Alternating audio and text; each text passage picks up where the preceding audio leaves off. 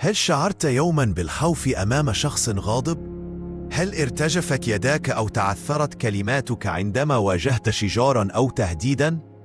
تخيل لو استطعت أن تبقى هادئا ثابتا وكأن العاصفة حولك لا تؤثر عليك. في هذا الفيديو سنكشف لك سر الرواقيين، الفلاسفة الذين علموا البشر كيف يتحكمون في عقولهم، كيف يواجهون أي شخص بلا خوف، وكيف يحافظون على هدوئهم في أصعب المواقف. استعد لتتعلم كيف تتحرر من الخوف وتصبح قويا كالجبال أمام أي تهديد. أولا، اشترك في القناة وفعل زر الجرس ليصلك كل جديد، وكن معنا في رحلة تغيير شخصيتك لدرجة لم تكن تتوقعها. هيا نبدأ. الفصل الأول: الفهم قبل المواجهة. يا صديقي، تذكر هذه الحقيقة: أكثر ما يرعبنا في لحظة المواجهة ليس الشخص الذي أمامنا، ولا كلماته، ولا حتى نظراته، بل ما صنعناه نحن في أذهاننا عن ذلك الشخص. الخوف لا يولد من الخارج بل من الداخل. الفيلسوف الرواقي إبيكتيتوس كان يقول: الأشياء لا تؤذينا، بل آراؤنا عنها هي التي تؤذينا. فمثلا، ربما تواجه شخصا غاضبا في الشارع يصرخ فيك ويتقدم خطوة بخطوة نحوك. في عقلك قد تبدأ الأفكار تتسابق: سوف يضربني، هو أقوى مني، ماذا لو أحرجني أمام الناس؟ لكن لو جردت الموقف من هذه التوقعات ستجد أنه مجرد إنسان يحرك فمه ويصدر أصواتا، وأنك أنت من منح هذه الأصوات سلطة أكبر من حجمها. حتى الحيوانات عندما تواجه خصما تعرف أن أغلب القوة في المعركة نفسية وليست جسدية. الأسد قبل أن يهجم يحدق في فريسته لثوان، يزرع الخوف في قلبها فينهار دفاعها قبل أن يبدأ الهجوم. والإنسان يفعل الشيء نفسه، لكن الفارق أن الرواقية لا يسمح لهذه النظرات أو الأصوات أن تخترق حصونه الداخلية. الفصل الثاني: تدريب العقل على الثبات. الرواقيون كانوا يمارسون ما يسمى التدرب على المصاعب في الخيال. قبل أن يقع الموقف كانوا يجلسون في أماكن هادئة ويتخيلون أنفسهم في مواجهة أصعب السيناريوهات.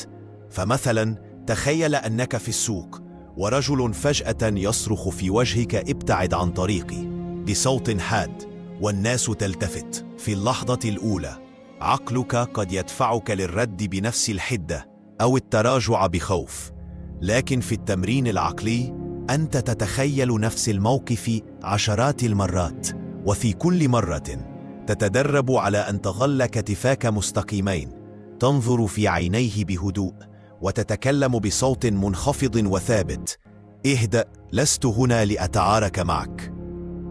هذا التدريب المتكرر يجعل عقلك يتعامل مع الموقف وكأنه مشهد مألوف، لا يحتاج رد فعل مفاجئ، تماما مثل الجندي الذي يتدرب على إطلاق النار في ميدان التدريب حتى يصبح رد فعله في المعركة طبيعيا بلا ارتباك. والفرق بين الشخص الذي ينهار في أول مواجهة والرواقي الذي يثبت كالصخر هو أن الأول لم يدرب نفسه على احتمال اللحظة، أما الثاني فقد عاشها 1000 مرة في خياله قبل أن يواجهها في الواقع.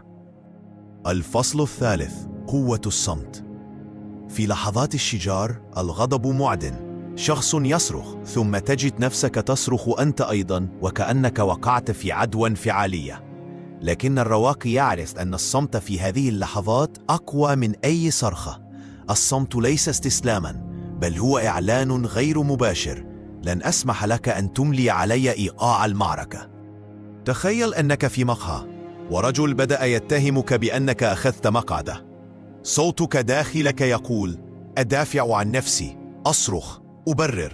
بدلا من ذلك تكتفي بالنظر إليه بثبات وتقول جملة واحدة بهدوء: هذا المقعد كان فارغا. ثم تصمت. في الغالب سيجد نفسه مضطربا يبحث عن كلمات إضافية ليملأ الصمت الذي تركته، وقد يتراجع تدريجيا لأنه لم يحصل على رد الفعل الذي توقعه منك. حتى في أفلام السينما الشخصيات الأكثر هيبة ليست من تصرخ وتلوح، بل تلك التي تتكلم قليلا وتترك فراغا ثقيلا يجعل الآخر يعيد حساباته. الفصل الرابع: فصل نفسك عن النتيجة. الرواقي لا يقيس قوته بنتيجة الشجار، بل بمدى حفاظه على سيطرته أثناءه. كثير من الناس يظنون أن الفوز يعني إسكات الآخر أو إجباره على الاعتذار، لكن الرواقي يرى أن الفوز الحقيقي هو أن تخرج من المواجهة وقلبك هادئ وعقلك صاف. فكر في الملاكمين المحترفين، البعض يفوز بالنقاط، لكن وجهه مليء بالكدمات وروحه منهكة، بينما آخر قد يخسر الجولة لكنه يخرج مبتسما لأنه نفذ خطته وحافظ على إيقاعه. بنفس المعنى، عندما تواجه شخصا يحاول استفزازك، اسأل نفسك: هل بإمكانه أن يؤذي عقلي أو يسلب راحتي دون إذني؟ الإجابة دائما لا. قد يؤذي صورتك أمام الآخرين، قد يقول عنك كلاما قاسيا، لكن هذه أمور خارجة عن سيطرتك، والرواقي يعرف أن ما لا يملك السيطرة عليه لا يستحق أن يستهلك طاقته. الفصل الخامس: الرسوخ مثل الجبل. الجبل لا يهرب من الرياح ولا يتأثر بغضب السماء. قد يضربه المطر لأسابيع، وقد تصفعه الرياح ليل نهار، لكنه يظل في مكانه، لم يتحرك خطوة. هكذا يجب أن تكون أنت أمام الشخص الغاضب. تخيل نفسك شجرة عتيقة في وسط عاصفة، الأوراق تتطاير، الأغصان تهتز، لكن الجذور ثابتة في الأرض. الشخص الآخر قد يرفع صوته، يقترب منك، يشير بيده في وجهك، لكن قلبك لا يسرع نبضه، كأنك تقول له دون كلمات: يمكنك أن تهددني لكن لا يمكنك أن تزعزعني. حتى في حياتك اليومية حاول أن تطبق ذلك مع المواقف الصغيرة. زميل عمل يعلق بسخرية، بائع يحاول استفزازك لشراء شيء لا تحتاجه.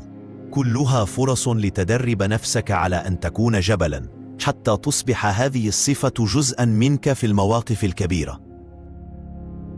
الخلاصة: التخلص من الخوف في مواجهة الأشخاص لا يتعلق بالقوة الجسدية أو بالصوت العالي، بل بمدى سيطرتك على عقلك.